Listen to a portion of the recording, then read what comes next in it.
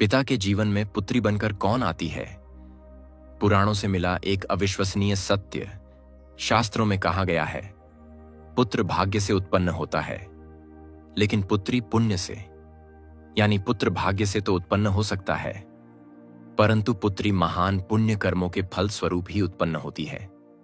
पर क्या आपने कभी रुककर सोचा है कि आपके घर में बांसुरी बजा रही वो छोटी सी बच्ची आखिर कौन है?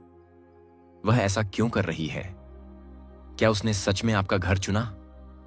एक पिता के जीवन में पुत्री मात्र एक संतान नहीं होती, वह एक अलौकिक रहस्य होती है। समाज में यह सर्वमान्य धारणा है कि पुत्री ही आने वाली पीढ़ी की संपत्ति होती है, परंतु पुराण कुछ और ही कहते हैं। पुत्री वह शक्ति है जो पिता के वंश के 7 कुलों को बचा सकती है। आज की इस लंबी और गहन चर्चा में हम एक बेटी के रूप में जानेंगे कि पिता के जीवन में वास्तव में कौन आता है। ऋषियों ने पुत्री को लक्ष्मी से भी अधिक स्थान क्यों दिया? अंत तक वीडियो देखें, क्योंकि अंत में गरुड़ पुराण से जुड़ी ऐसी जानकारी दी गई है जो आपकी बेटी के प्रति आपका नजरिया हमेशा के लिए बदल देगी। सनातन धर्म में ऋणानुबंध एक बहुत ही गहरा और शक्तिशाली शब्द है। हम इस संसार में किसी से भी यूं ही नहीं मिलते। शास्त्रों में कहा गया है, जब कोई आत्मा पुत्री के रूप में पिता के घर में प्रवेश करती है तो उसके पीछे 3 मुख्य कारण हो सकते हैं। पहला, सद्गुण का पुरस्कार। यदि एक पिता पिछले जन्म में बहुत परोपकारी और दयालु थे तो एक पवित्र आत्मा उनकी सेवा करने के लिए बेटी बनकर उनके घर आती है। दूसरा, अपूर्ण प्रेम। कभी कभी पिछले जन्म का कोई प्रियजन जिससे आत्मा का गहरा जुड़ाव होता है, वही बेटी बनकर उस अधूरे प्यार को पूरा करने लौटती है। तीसरा, वंश मोक्ष। पद्म पुराण के अनुसार यदि किसी वंश के पूर्वज मोक्ष की प्रतीक्षा कर रहे हों तो उस वंश में एक आत्मा पुत्री के रूप में आती है जिसका सद्गुण 21 पीढ़ियों को मुक्ति दिला सकता है। हम में से कई लोग सोचते हैं कि बेटी का मतलब खर्चा होता है, लेकिन धर्म ग्रंथ कहते हैं बेटी का आगमन बैंक बैलेंस नहीं बल्कि परिवार के पुण्यों का संतुलन बढ़ाता है। पुत्री की महिमा समझने के लिए हमें हिमालय के राजा और माता पार्वती की कहानी देखनी होगी। हिमालय के राजा पर्वतों के स्वामी थे, लेकिन उनके हृदय में शांति नहीं थी। वे ब्रह्मांड की माता को अपनी पुत्री बनाना चाहते थे। उनकी कठोर तपस्या से प्रसन्न होकर देवी पार्वती ने उनके घर जन्म लिया।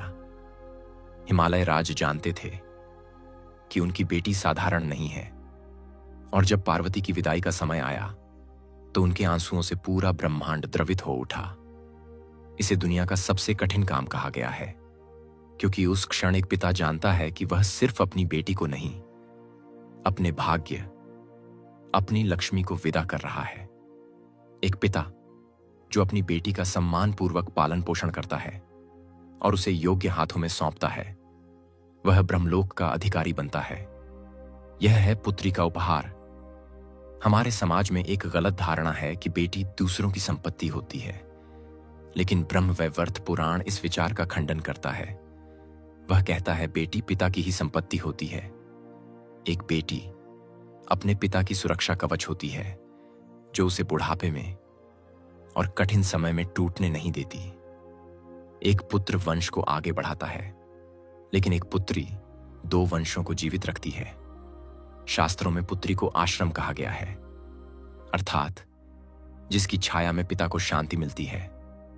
ध्यान दीजिए, जब कोई पिता दिन भर की मेहनत के बाद घर लौटता है और उसकी बेटी मुस्कुराकर पापा कहती है तो उसकी सारी थकान पल भर में खत्म हो जाती है। यह कोई साधारण रिश्ता नहीं है, यह आत्मा का जुड़ाव है।